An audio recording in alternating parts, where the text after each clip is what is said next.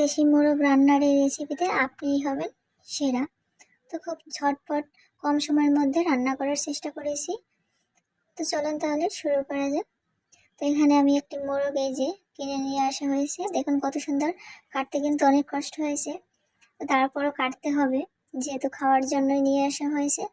এখানে আমি কেটে কেটে ধুয়ে পরিষ্কার করে নিয়েছি। এখানে বেশ অনেকটাই মাংস রয়েছে, 1 কেজি 500 গ্রামের মতো। তো আমি 1 কেজি মাংস এখানে রান্না করব, বাকি মাংসটা আমি রেখে দেবো। তো এখানে আমি প্রথমে কিছু পেঁয়াজ এবং কিছু আলু আমি ভেজে নিয়েছি, আর ওই একই কড়াইতে এবারে তেল দিয়ে আমি সরিষার তেল দিয়ে রান্না করব যেহেতু।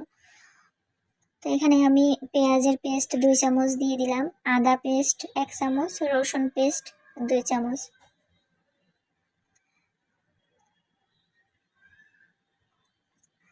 এরপরে আমি স্বাদ মতো লবণ,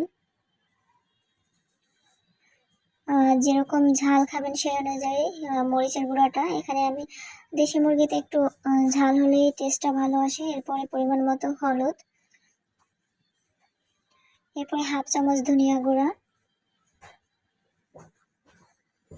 এরপরে একটু আমি নাড়াচাড়া দিয়ে একটু জল দিয়ে একটু কষিয়ে নেবো হালকা করে একটু। তো এরপরে আমি 2 চামচ টক দই এখানে দিয়ে দিব। টক দই দিয়ে হালকা একটু আমি অল্প একটু পরিমাণে জল দিয়ে মশলাটা খুব ভালোভাবে কষিয়ে নেব, মশলা থেকে তেল ছাড়া অবধি।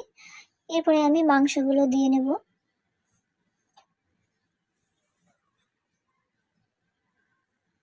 তো মাংসগুলো দেওয়া হয়ে গেলে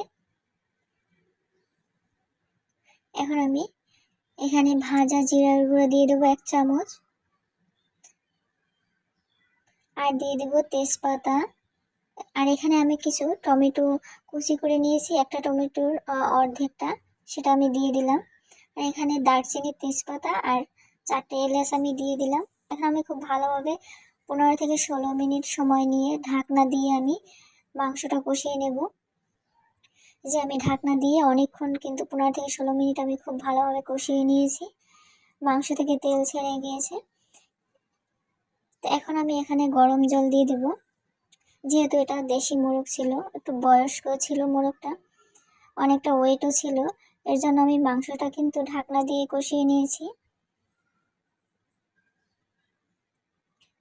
তো এখন আমি গরম জল দিয়ে দেবো বেশ অনেকটা পরিমাণে, আমি যেহেতু একটু রসা রাখবো বেশি এখানে, তাই এখানে আমি 2 মগ এবং আরও 1/2 মগ আমি জল দিয়ে দিলাম। আরও একটু পরিমাণে আমি জল দিয়ে দেব। আপনারা চাইলে এতটুকুও রাখতে পারেন, যেহেতু যদি আপনি মাংসটা মাখা মাখা রান্না করতে চান।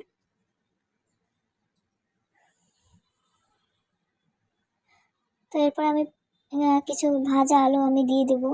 ভাজা আলু শীতের দিনে না দিলে কি হয়, নতুন আলু। এটা আমি আগে থেকে ভেজে রেখেছি লবণ এবং হলুদ দিয়ে। এখন আমি একটু সময় ঢেকে রান্না করার পরে 5 মিনিট আমি ঢেকে রান্না করেছি। এরপরে আমি কিছু পেঁয়াজ ভাজা দিয়ে দেব, যেটা বেরেস্তা, এটা এখন আমি আরও 10 থেকে 15 মিনিট সময় হালকা আঁচে আমি ঢাকনা দিয়ে রান্না করে নেব।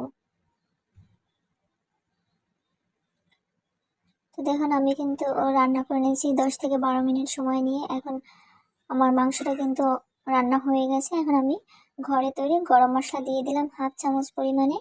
আমার মাংসটা রান্না কিন্তু হয়ে গেছে, আমি বেশ অনেকটাই রসা রেখেছি। তো রেসিপিটি ভালো লাগলে লাইক কমেন্ট করে পাশে থাকবেন। সবাই ভালো থাকবেন।